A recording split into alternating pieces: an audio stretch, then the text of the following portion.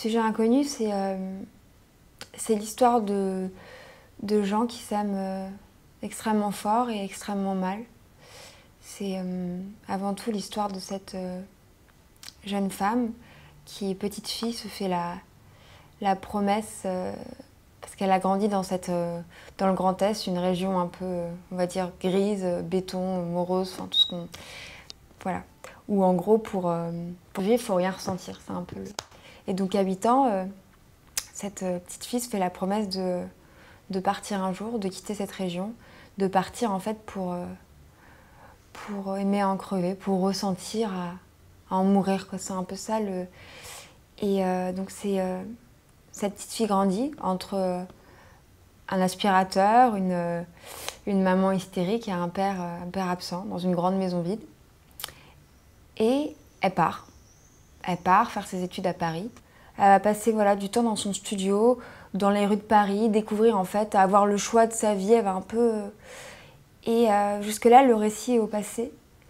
Et jusqu'à en fait ce soir-là, où elle va aller dans cette boîte de nuit-là, avec des gens qu'elle n'aime pas spécialement. Elle ne sait même pas pourquoi elle y va et elle rencontre ce garçon. Et là, le présent lui explose au visage, quoi. C'est comme si elle se mettait à tout ressentir. C'est son corps, sa peau, elle le voit et elle en tombe en fait éperdument amoureuse. Et c'est comme si tout prenait un sens, voilà, tout. Elle est là sur Terre pour une raison, le rencontrer, elle est à cet instant présent et plus rien d'autre n'existe. Je pensais que ma douleur me protégerait de toutes les autres. Je pensais être forte, plus forte, que toi, que tout. Je pensais pouvoir tout arrêter, partir avant.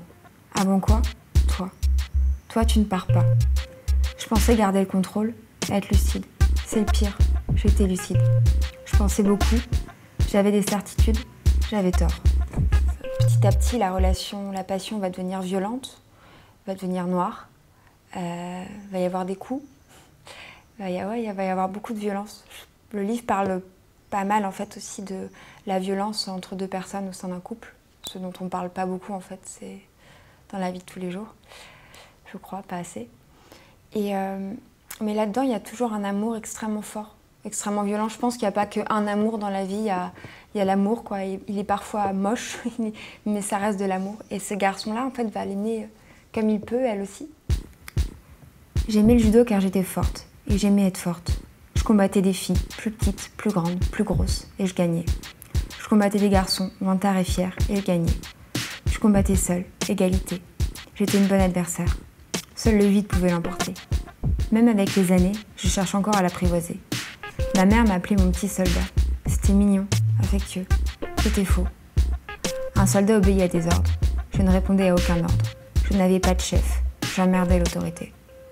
Donc c'est un livre qui parle d'amour, mais amour avec un S aussi, parce qu'il y a aussi un personnage très important dans le roman, qui est la mère. Donc c'est l'amour d'une mère pour sa fille et d'une fille pour sa mère. Pareil, amour compliqué, amour... de toute façon, les relations mère-fille sont souvent compliquées. Et ça va devenir d'autant plus que cette mère-là va tomber malade. Donc c'est un peu un triangle entre cette jeune fille, le sujet inconnu, qui est d'une certaine façon un peu tout le monde dans ce livre-là, qui est elle, qui est lui. Et comment cette jeune fille devient une femme, en fait. Dans cette souffrance, dans cette douleur, elle va en tirer en fait de la lumière.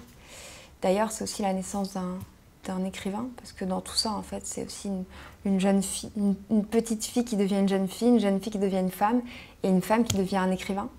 Et toujours en puisant dans cette souffrance, mais comme elle le dit elle-même, en fait, c'est la souffrance rend la vie magnifique.